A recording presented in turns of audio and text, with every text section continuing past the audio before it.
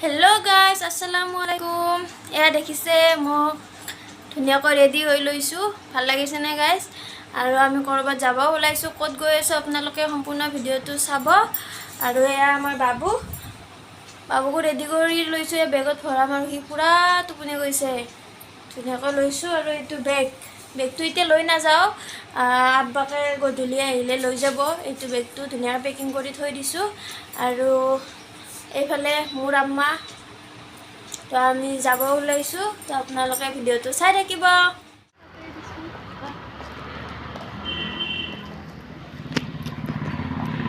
এয়া বাবু নকৈ লৈছো তো যাম আৰু লাইন গাড়ীতে যাম আজি আম্মাৰ লগত যাই আছো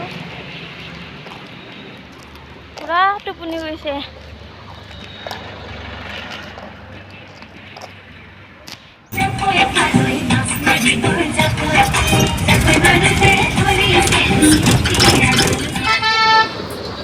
আমাৰ চকটো আহি পালো এইটো ৰাণীগেটৰ চক হয় আৰু ইয়াতে মই ই ৰিক্সাত উঠিম এতিয়া ই ৰিক্সাত যাব লাগিব বেছি দূৰ নহয় আমাৰ ঘৰত যোৱা আমাৰ ঘৰৰ পৰা ওচৰতে হয় এয়া বেটাৰী গাড়ীত আহি আছো এয়া আমি আহি পালো যত আহিছো মানে পাহাৰৰ ওপৰত উঠি আছো এয়া দ্বীপৰ বিল দেখিছেনে আৰু সেইখিনি ধুনীয়া ভিউ পইণ্ট তাৰ পৰা দেখিছেনে ফটো শ্বুট হৈ আছে আপোনালোকক জুম কৰি দেখাই দিওঁ এয়া দেখিছেনে ৰিলছ বনাই আছে ধুনীয়া দ্বীপৰ বিলখন ধুনীয়াকৈ দেখা পায় তাৰ পৰা ধুনীয়া ভিউ পইণ্ট হয় এইটো কেঁচা ৰাস্তা এইটো বেয়া ৰাস্তা হ'লেও মানে শৰ্টকাট মানে এইটো খোজকাঢ়ি যোৱা মানুহৰ কাৰণে এইটো ৰাস্তাই ভাল ভাগৰ লাগিছে বহুত দিনৰ মূৰত উঠিলোঁ তো এনেকৈ আমি ওপৰত যাম এয়া চাইছেনে আপোনালোকে নাভাবিব যে একদম বেয়া ৰাস্তাটো আপোনালোকক আৰু ওপৰত গৈ দেখাই আছোঁ ওপৰত একদম ওপৰত গাড়ী উঠি যায় এইটো অকল খোজকাঢ়ি যোৱা মানুহ যোনে মানে ই ৰিক্সা আহে সিহঁতৰ কাৰণে মানে ভাল আৰু এইটো ৰাস্তা বাকী গাড়ী লৈ আহিলে পাহাৰৰ ওপৰত উঠিব পাৰি তিনিটা ৰাস্তা আছে এইটো এটা আগৰ পিনত এটা আছে আৰু এইটো ৰাস্তা এৰি এটা আছে তিনিটা ৰাস্তা আছে আৰু ফাইনেলি আহি পালোৱে আৰু ক'ত আহি আছো মানে মই কৈছিলোঁ নহয় ক'ৰবাত গৈ আছো মই আহিছো মোৰ আম্মাৰ ঘৰত মানে মোৰ জন্মস্থান তাতে মানে য'ত তাতে আহিছো আৰু এয়া দেখিছে এই তলৰ এইবিলাক গাড়ী হয় ৰখি আছে কিবা জাম হৈছে আৰু ইফালে গড়চুক ওলাব পাৰি আৰু ইফালে মই যে দেখাই দিলোঁ ইফালে মানে কি আমাৰ পাহাৰত গাড়ী উঠিব পাৰি অকল এইটো ৰাস্তাই কেঁচা ৰাস্তাই নহয় দুটা আৰু ভাল ৰাস্তাও আছে সেই দুটাৰে মানে গাড়ী উঠিব পাৰি মই মানে ই ৰিক্সাত আহিছোঁ যিহেতু শ্বৰ্টকাট ইফালে উঠিলোঁ আৰু এয়া ফাইনেলি আহি পালোঁ এইটো এটা আমাৰ একদম ঘৰৰ ওচৰতে লাগি থকা এইটো এটা কালী মন্দিৰ হয় ধুনীয়া খুব ধুনীয়া কালী মন্দিৰ গেট আছে ধুনীয়াকৈ ভালদৰে বেলেগ এটা ভিডিঅ'ত দেখুৱাম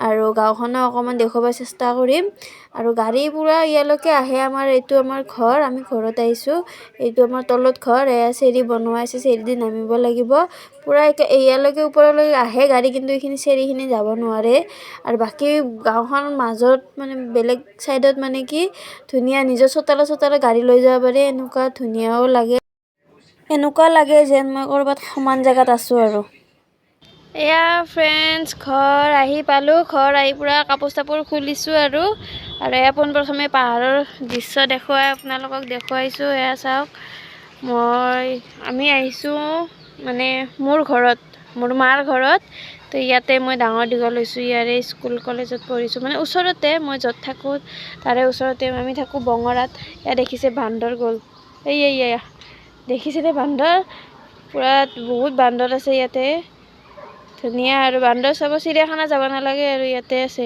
আৰু আহিছে এয়া দেখিছেনে এনেকৈ বহুত বান্দৰ এটা কিবা লৈ কিনে খাই আছে কিবা মেৱা আমাৰ গাছত মেৱা লাগিছে এয়া দেখিছেনে এয়া মেৱা মানে লৈ খাই আছে বিলাহীও লাগিছিল বোলে তো বিলাহীও লৈ গৈছে তো এয়া মোৰ ঘৰৰ পাছফালে আছোঁ মই এয়া দেখিছেনে এইখন পাছফালে দৰ্জা ঘৰৰ পাছফালে তো ঘৰৰ পাছফালে থাকে ইফালে এনেকৈ মই ফ্ৰণ্টৰ ফালৰ পৰা দেখুওৱা তো এনেকৈ দেখিছে এয়া চেৰি দি এনেকৈ নামি আহোঁ গাড়ী একদম ওপৰত আহিব তাত আহিব কিন্তু এইখিনি নাহে মাজৰ গাঁওখন দেখুৱাম আপোনালোকক পাছত সেইটো তাত কিন্তু পূৰা কিছুমানৰ মানুহৰ ঘৰে ঘৰে মানে তাত হেৰি যায়, গাড়ী সোমাব পাৰি। আৰু এইফালে আমাৰ এইখিনি যে মাটি আছে, গছবিলাক দেখিছে, এইখিনি মাটি এনেই পৰি আছে, যিহেতু পাহাৰৰ মাটি এনেই পৰি আছে। এইখিনি অলপ সমান ধৰণৰ কাৰণে ইয়াত ঘৰ বনাইছে।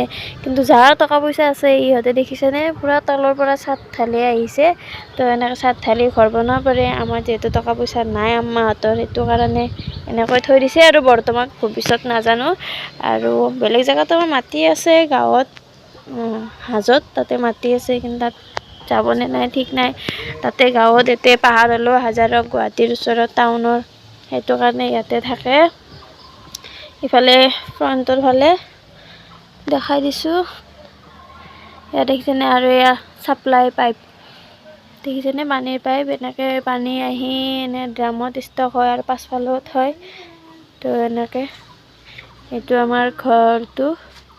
ভাল ঘৰ বনোৱাই নাই, বনাব বুলি ভাবি আছে, এতিয়া বৰ্তমান বনোৱা নাই।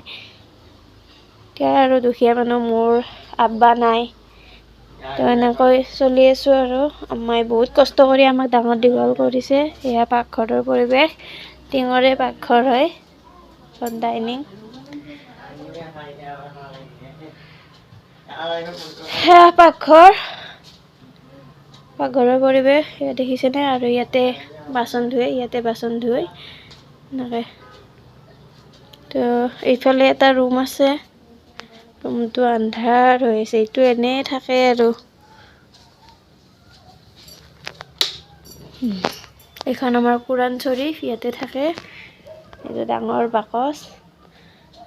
যি নহওক, নিজৰ ঘৰটো যেনেকুৱাই নহওক, নিজৰ ঘৰত আহিলে কিবা এটা ভাল লাগে। মাহঁতৰ ঘৰত আহিলে বহুত দিন অহা নাছিলোঁ, তাৰমানে মই যিহেতু প্ৰেগনেণ্ট আছিলোঁ, তেতিয়া মানে কি সেইকাৰণে অহা নাছিলোঁ। মোৰ 7 মাহত আহিছিলোঁ, কিবা নিয়ম কৰে নহয়, সেইটো নিয়মত আহিছিলোঁ। তো পাকঘৰটো আমাৰ এনেকুৱাই, বাকীকেইটা ৰুম বনাব, চব এইবিলাক বনাব বুলি কৈছে, সেইকাৰণে বস্তুবিলাক এনেকৈ যধে মধে থৈ দিছে, বনাব ধুনীয়াকৈ। আৰু এয়া ৰুম, এইটো এটা ৰুম, আৰু এটা আছে। ইয়াৰ বিচনা চিচনা পূৰা মই আহি কাপোৰ চাপোৰ পূৰা দলিয়াই থৈ দিছোঁ আৰু তাড়াতাড়ি বাবুক ল'লোঁ, সি কান্দি আছিল। এইটো এটা ৰুম, আৰু এইফালে এটা ৰুম আছে, এয়া এইটো ৰুম। আম্মা আঙ্গুৰ ওলাই দিছে, আৰু ভাইজানে বাবুৰ লগত কথা পাতি আছে, বাবু পূৰা ভাইজানক চাই আছে আৰু। আৰু এইটো গড্ৰেজ দেখিছেনে, এইটো গড্ৰেজতে আমি কাপোৰ চাপোৰ থৈছিলোঁ আগতে। এইখন বিচনাত শুইছিলোঁ মই আৰু আম্মা, আৰু এইখনত এতিয়া ভাইজান থাকে। আৰু এটা ৰুম আছে, তাতে এই য'ত দেখাইছিলোঁ পাকঘৰৰ ওচৰত, তাতে আৰু এখন বিচনা আছে। তাতে কিন্তু এতিয়া জিটি থোৱা আছে, আৰু যিহেতু মানুহ নাথাকে আজিকালি। আমি বিয়া হৈছোঁ, মোৰ এটা ভাইটি আছে, আমি মানে 3টা হয়, ভাইজান অকলে হয়। তো আমি সকলোৱে বিয়া হোৱাৰ পাছত আৰু দুজনী বিয়া হোৱাৰ পিছত সিহঁতে এনেকৈ থাকে আৰু।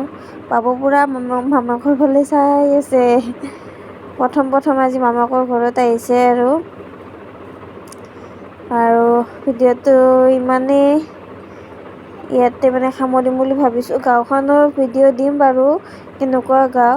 আৰু যিহেতু মন্দিৰ এটা থকা বুলি কৈছিলোঁ, মন্দিৰটো ধুনীয়াকৈ দেখাম বেলেগ এটা ভিডিঅ'ত, মন্দিৰৰ লগতে গাঁওখন দেখুৱাম। তো আপোনালোকে ভিডিঅ'বোৰ চাই থাকিব, ইমানেই আৰু ভিডিঅ'টো।